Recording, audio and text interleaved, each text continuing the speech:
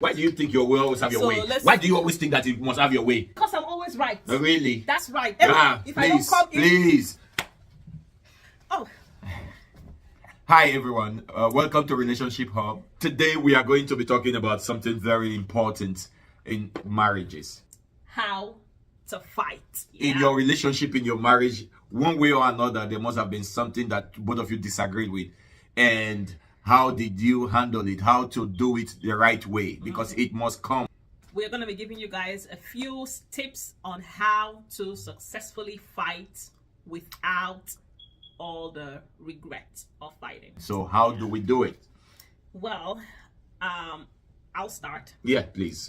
One of the tips I want to give you when it comes to how to fight in marriages is picking your words in your anger.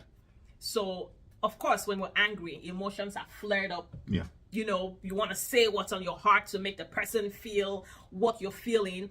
But remember that the fight isn't going to last forever. It's an issue that you're fighting about. So when you want to say what you have to say, you need to exercise self-control. Pick your words respectfully. Pick your words in love.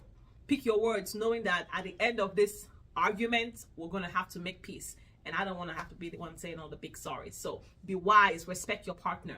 Know that whatever you're going to say cannot be unsaid. Right. And another thing I'm going to add to what you said is don't yell when you want to make your point. Have a conversation. Because sometimes we might have the right thing, we want to say the right thing, but our presentation might end up escalating the problem. So instead of making your point in anger and yelling and just trying to bring the house down, just calm down and talk. Let's talk about issues. We can disagree and still be respectful. We can disagree and still make our points in a way where the other person might have reasoning, or we might be able to reason about it. And, you know, just to kind of piggyback on what you're saying, even if one person is wild and crazy and yelling, remember, fire is only going to create a wilder fire. Yeah, right. So that's why the Bible says a soft answer turns away wrath. If one person is yelling and screaming, but you're calm, talking with your big girl or big boy voice, the other person would be crazy to keep screaming, you know. Right. So even if one person is going crazy and you're also feeling like you need to remember, two wrongs can't make a right. One person has to be the water that, you know, that puts the fire out. Some people use the word someone have to be the bigger person. The bigger person, yeah. Yeah, I think after based on that, I think it will lead me to the next point I want to make.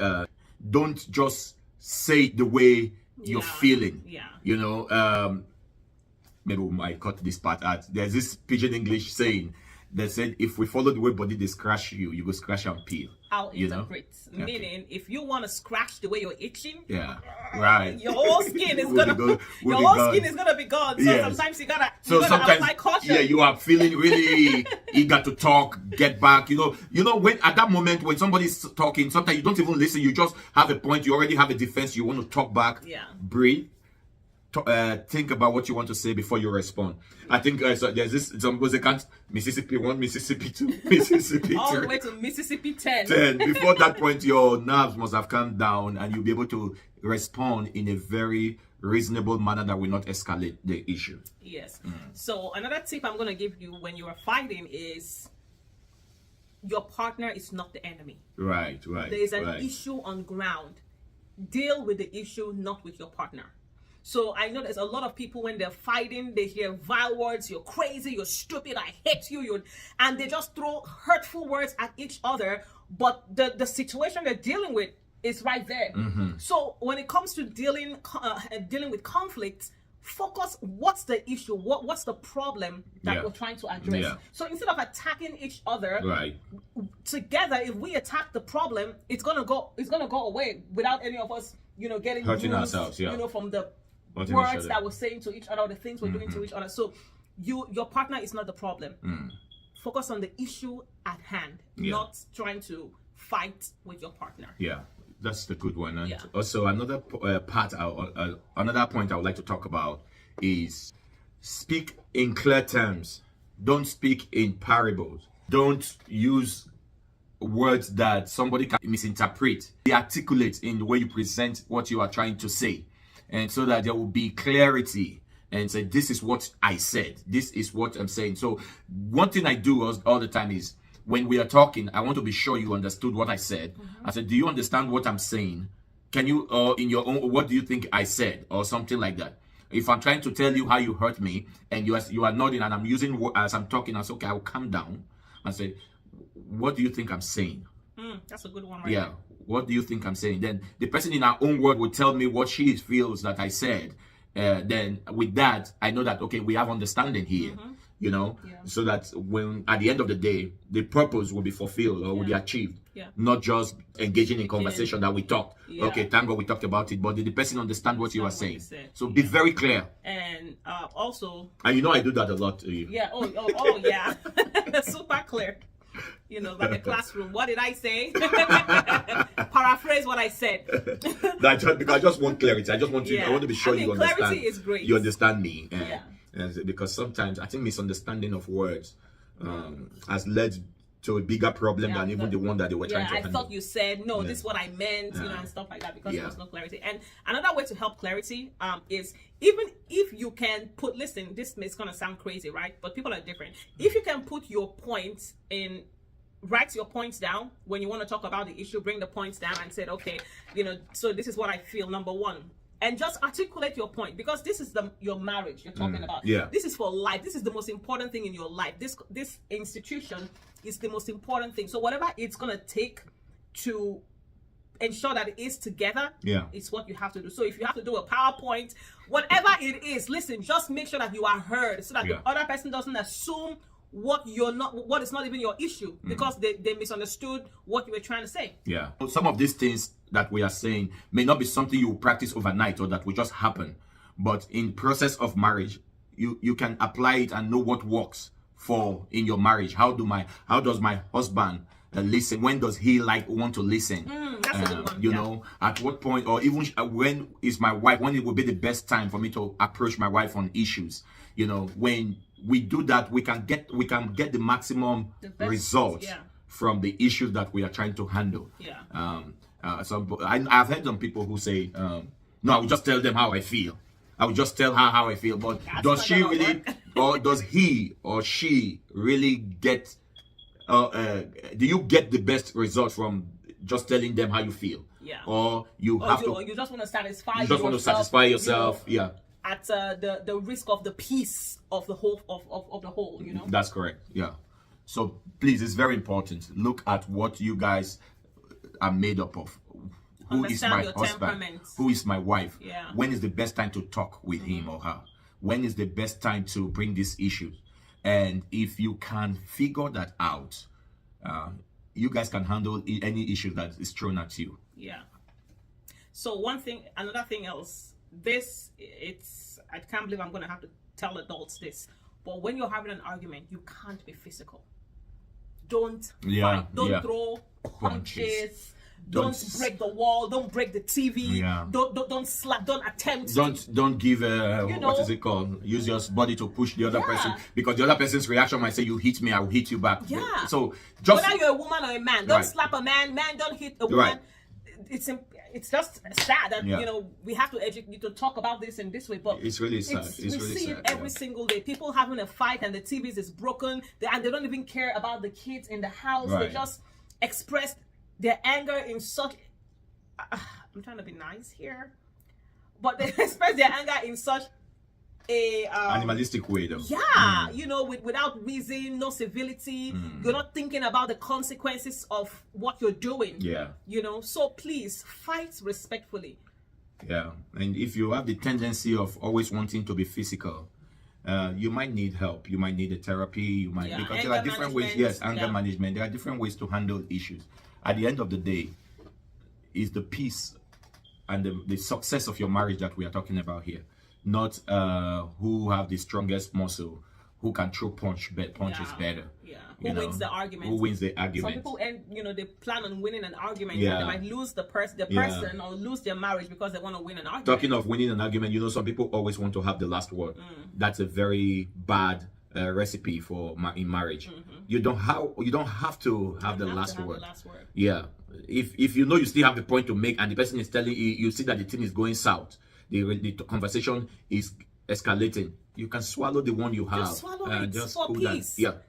For peace. Because you have to think about it in a larger picture, right? This last word I have to say, is it worth the peace for the next day, for the next week, or how much? What is your peace worth? Is it worth that one word you have to say? If your last word is not, if you still, and if the conversation have been going on and you still want to say something, if your last word is not "I'm sorry," or "Thank you for pointing that out to me," or all those kind of words that I would do better. If your last word is not that, either you are the man or the woman, just swallow it. There are some things that are better left unsaid. Just let it be. And they don't give award for who spoke last. Yes. Or who spoke best. Who spoke best, who won the argument. Woo, let's give the award, So now this is something that you love to talk about when you're teaching about marriage, about, relationship. And I want you to talk about it. How, because some people don't know how to say sorry. Yeah. They say sorry, or let's do it. Some people don't understand the artistry when it comes to apology. Yeah. So can you kind of talk about how to apologize? Yeah. How to say sorry in a way that it is acceptable and it just closes the matter. Don't say, okay, this is what I tell people. Don't say sorry to shut the other person down. One. That's one. The person is trying to make his point. Okay, I'm sorry. I'm sorry. The other person may not see it like you are actually apologizing. Rather, they will feel that you are just trying to shut them down and just let the matter be. That is also equivalent to sweeping the issues under the carpet. The person, if you are sorry, let the person express himself and let the person get to a point where the moment of that sorry is available, is ripe or is ready, so that you can say sorry and I'm really sorry about this. Then number two, I tell people, don't say sorry with conditions. It's so bad that is sometimes even worse than what the situation is. Sometimes some people will just throw sorry out there. Okay, I'm sorry that you felt that way, but it's because of the way, or the reason why I did it was because of the way you talked to me. But if you feel bad, I am sorry. Yeah, that's not an apology. That's not an apology. If your wife is talking to you and say, "Honey, you treated me in a way that I don't like. This thing you said to me, I don't." Honey, I'm so sorry about how I made you feel. I will do better, or I will try not to make it happen next time. Or your wife is you as a woman, you are apologizing to your husband and you're saying, "Honey, but if you had when I was saying I don't like it, if you had kept quiet, I wouldn't have hit you." But if you feel that I'm sorry that I hit you, but it was because of the way you acted. Because you spoke to me that way. Now, you are saying you are sorry, but also blaming the guy, the person or your spouse. So say sorry unconditionally when you want peace to reign. Yeah. So those are the two areas mostly that I think sorry are not welcome or accepted in relationships or marriage. Yes, and I think the cherry on the top of how to apologize, the artistry of apologizing, is after you apologize, you have to change your ways. The reason why you have to change your ways so that you don't have to you don't have to repeat the same apology. Yeah, and okay, so let me also add one more. I know I said two, but let me say the third one. The third one is, even when you have said sorry, and the person is still pressing on, don't create another trouble out of that. Because sometimes some people say, "But I just told you sorry 5 minutes ago. Now, what's your problem?" If you don't want to accept the sorry, I take back my apology. You can't apologize and also control the person on when to accept the apology. Do we understand? I think we're gonna need a bell for when we make some key points, a bell or something. That's a good. Yeah. So when you say sorry, it's left for the other person. The other person can warm up into your sorry. Yeah. It might be 5 minutes. Yeah. It might be 1 hour. It might be a day. But let the person grieve and take his moment, his time. Don't use your sorry to press the other person and say, because you have said sorry, even if the person is still not feeling okay yet, that he has to be mute because you said sorry. Yeah. So let's work on that, and that will help us when we have issues in our marriage. This is the last one. When you're in the middle of a heated argument, it's not the best time to call Sarah, Michelle, Anthony, Tom, Brady, Harry to discuss and yell and complain about your spouse. Mm-hmm. After you've tried to settle your issues, and if you feel like you've hit a roadblock, then you both can call a trusted voice that is not going to go about spreading the news, or it's not going to end up seeing your spouse in the way you saw them in that moment of your argument. Right. So be mindful who you talk to when you're having an argument with your spouse. Let someone coming into your marriage actually, or issues, let it be something that, let it be a real last resort. Yeah, and a Sometimes, trusted voice. Try your best to exhaust every possible thing that you guys both can do together to resolve issues. Yeah. Then when you find out that, or you feel that, okay, this has been persistent and it's not working, then you can bring someone in, or so a trusted, emphasis on the word, a trusted person. Yeah. Someone that you can learn from, someone that you both respect, someone that that have a track record of good marriage as well. Yeah. Those are important things to know as well. All right. Thank you guys so much for being here with us. Thank you. Kindly subscribe, comment, like, and share this post with everybody that you know who is in a relationship. We will see you again next week. Thank you, and fight in love.